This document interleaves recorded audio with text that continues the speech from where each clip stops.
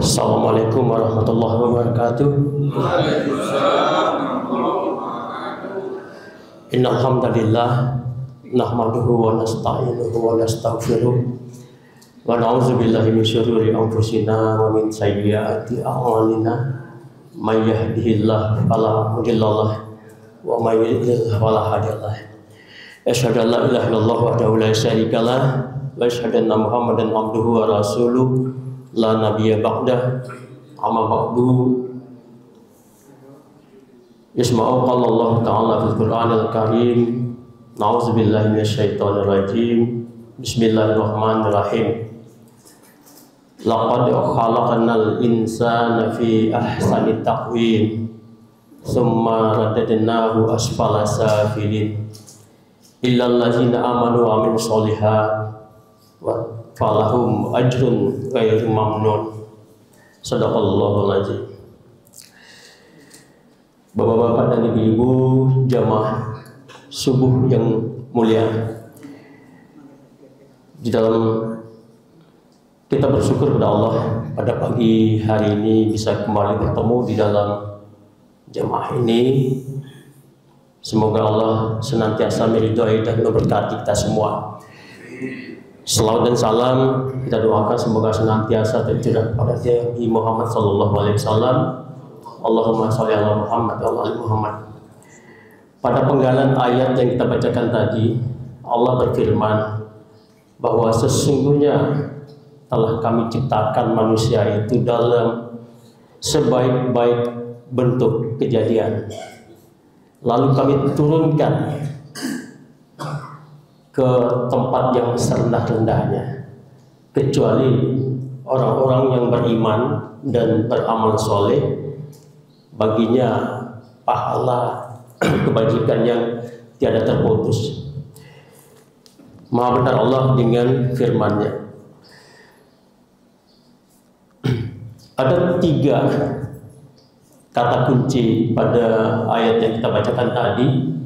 Yang pertama adalah manusia diciptakan dengan sebaik-baik kejadian.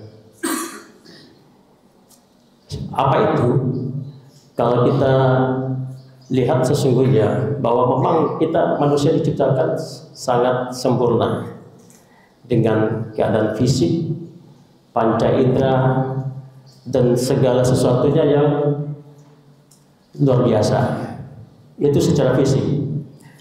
Tetapi kalau kita kaitkan pula dengan apa yang kita sampaikan pada subuh Selasa minggu yang lalu, bahwa manusia itu juga dianugerahi 3 tungku sejarangan dalam fisiknya, yaitu apa? Akal, qalbu, dan ruh ilahiyah. Jadi akal digunakan untuk berpikir. Alam takambang jadi guru. Rasulullah juga mengatakan, tafakkaru fil khalqillah wa la tafakkaru fil khaliq fa innakum la taqdiruna qadrahu.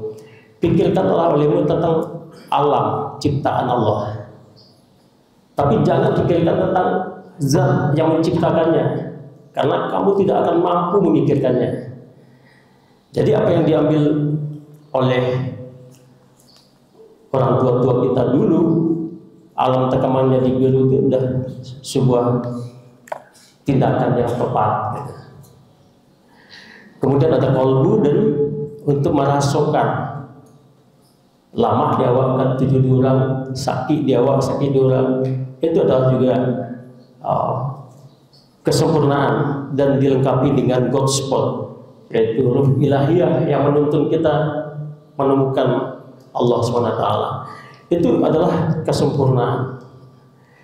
Lalu orang yang menggunakan 3 software tadi, itulah orang-orang yang yang dikatakan sempurna berakal, atau sempurna cerdas, atau sempurna berilmu. Dan orang-orang yang berilmu itu, kata Rasulullah, ditempatkan derajatnya lebih tinggi dari orang yang hanya ahli ibadah.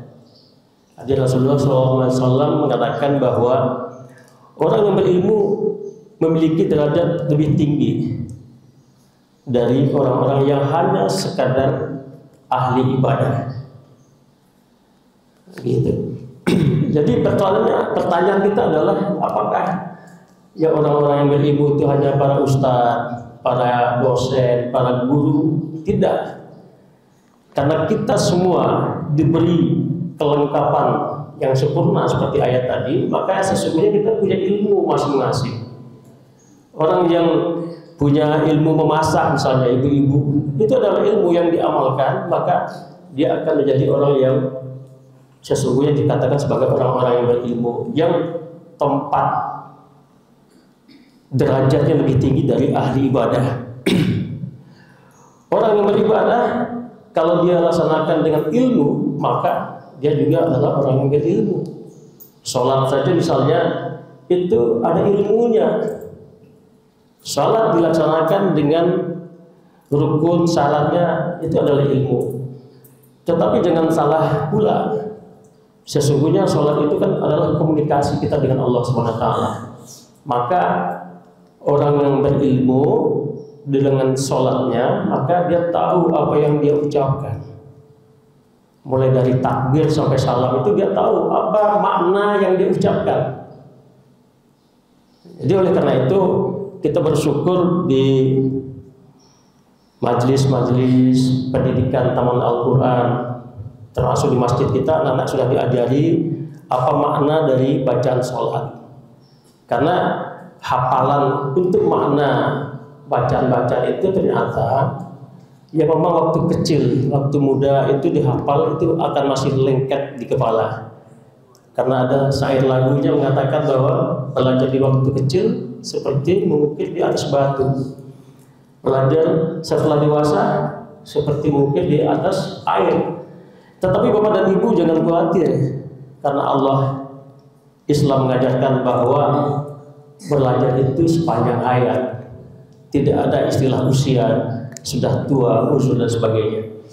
Jadi itu makna pertama, kata kunci pertama pada ayat yang kita bacakan tadi, yaitu Allah menciptakan manusia itu dengan sebaik-baik kejadian, baik casingnya, hardware-nya maupun software-nya. Tinggal lagi bagaimana ketiga komponen tadi kita manfaatkan untuk beribadah dengan ilmu, mengamalkan ilmu dengan sesungguhnya. Kemudian ada kata yang kedua adalah diturunkan ke tempat yang serendah-rendahnya. Kita diciptakan sebaik-baiknya dalam posisi tinggi, lalu diturunkan ke tempat yang serendah-rendahnya. Apa maknanya?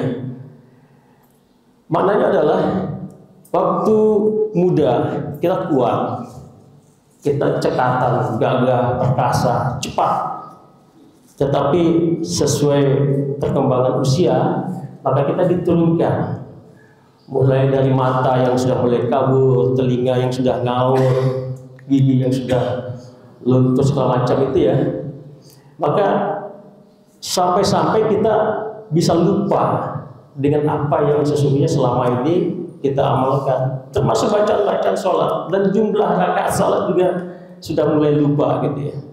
Maka pada saat itu sahabat bertanya kepada Rasulullah, wahai Rasulullah, apakah nanti ketika kami sudah tua dan uzur, sudah pikun, setelah ketiga hardware yang kita miliki tadi, baik kecerdasan pikiran, kecerdasan emosional, dan kecerdasan spiritual itu sudah mulai luntur, apakah amal ibadah kami tetap diterima oleh Allah SWT? Maka oleh karena itu Allah berfirman di dalam surat At-Tin tadi. Jadi itu ketika kita coba telusuri apa asbabun nuzul dari ayat tadi, seperti itu ternyata. Jadi sahabat bertanya kepada Rasulullah, khawatir nanti ketika sudah tua, sudah lupa rakaat sholat, kadang-kadang ayat dibaca bolak-balik dan sebagainya, apakah itu masih diterima oleh Allah?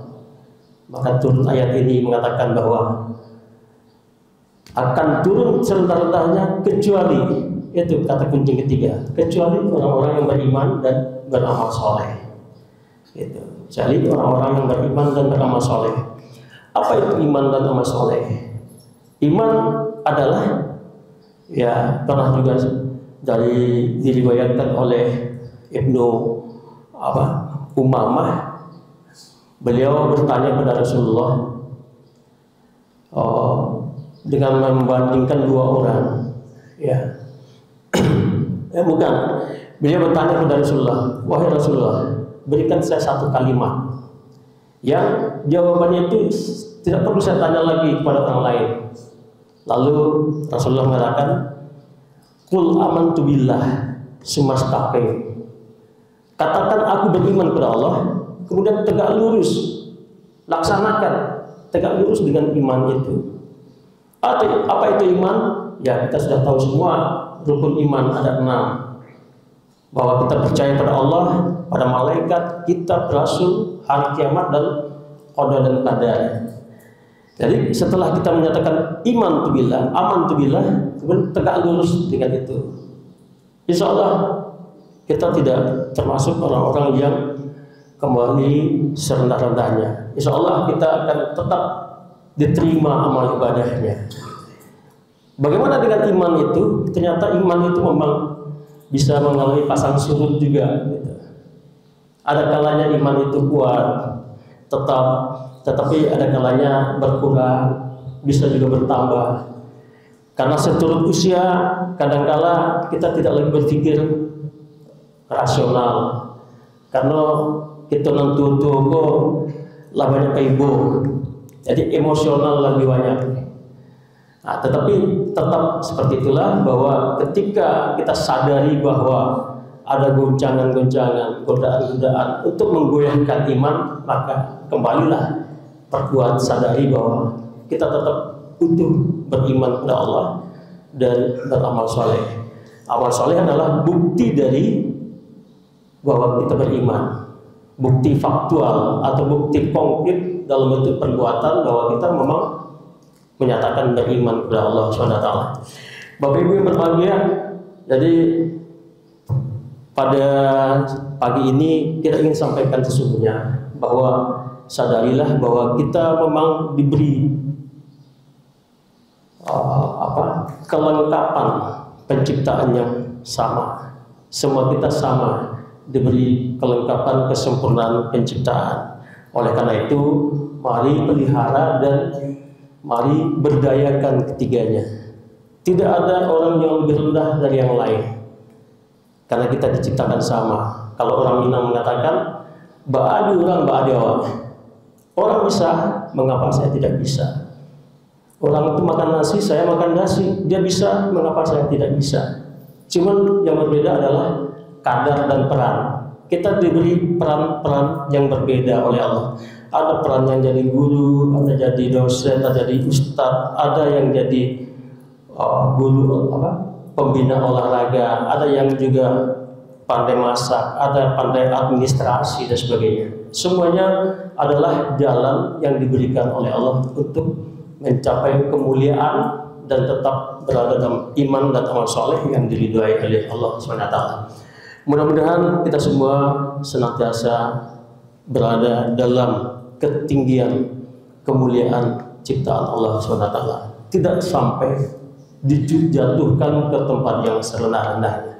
Mudah-mudahan Allah selalu mendengar doa kita dan memberikan kekuatan kita untuk senantiasa berikhtiar untuk menjadi senantiasa terbaik. Itu saja barangkali. Wabillahi taufiq wal hidayah. Wassalamualaikum warahmatullahi wabarakatuh.